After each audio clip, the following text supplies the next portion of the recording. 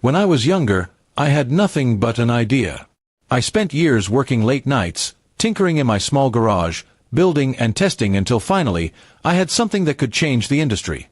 My wife, Linda, was there in the beginning, but as time went on, her patience wore thin. She hated the long hours, the failed attempts, and the money that seemed to vanish with no return. Still, I believed in what I was doing, even when she didn't. 4 years, I was treated like a dreamer who would never make it. Linda often reminded me that she married a man who wasn't providing the life she thought she deserved.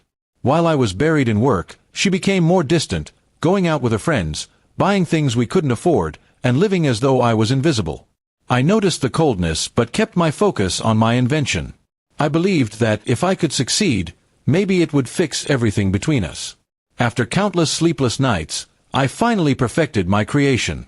I took it to companies, pitched it to investors, and was met with rejection after rejection. Still, I refused to quit. And then one day, an international corporation saw its value. After months of negotiation, the deal was sealed. They were buying my patent for $101 million. It felt surreal, like my entire life's work had been justified in a single stroke. I remember walking into the house that evening, papers in hand, ready to tell Linda. I thought she'd finally see me as more than a failure. I expected relief, joy, maybe even pride. But when I opened the door, she was already waiting with a different set of papers, divorce papers. She pushed them across the table without hesitation. My chest tightened. "Now, after everything?" I asked, my voice shaking between anger and disbelief. She didn't even flinch. She simply said, "I can't do this anymore. I've wasted enough of my life on your dreams." The irony burned in my veins. She had no idea I just sold those dreams for a fortune. At first, I wanted to tell her, to shout it in her face. But then I realized, she didn't deserve to know. This woman, who mocked me when I struggled, who made me feel small every day, was about to walk away believing she was leaving behind a failure. That was the sweetest victory I could ever imagine. The divorce went through quickly. She didn't fight for much, assuming I had nothing worth taking. She walked out with her bags, her pride, and a sneer that said she thought she had won. Meanwhile, I signed documents that would soon make me a multimillionaire. Weeks later, the company publicly announced the acquisition. My name was splashed across newspapers, business journals, and online articles. Friends who once doubted me now called me a genius. Investors who had turned me away begged for meetings.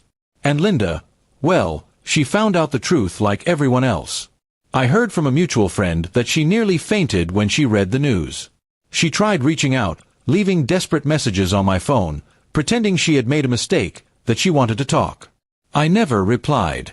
Why would I? She didn't stand by me when it mattered. She didn't believe in me when I was nothing. The money brought me freedom, but it wasn't just financial, it was emotional. I no longer carried the weight of her constant disapproval. I bought a new house, hired a small team, and started working on new projects. My life was no longer defined by trying to prove myself to someone who never saw my worth. Linda, on the other hand, became a story people whispered about. The woman who divorced the man right before he became a millionaire. She had traded loyalty for impatience and lost everything in the process. I didn't seek revenge. I didn't need to. Her own choices had punished her more than I ever could.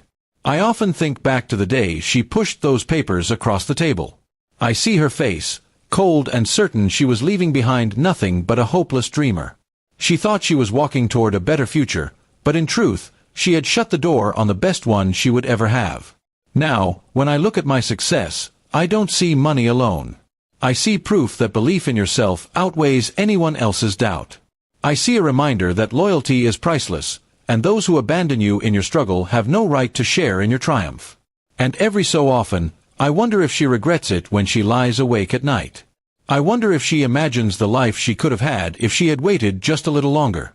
But by then, I smile, because I know the answer doesn't matter.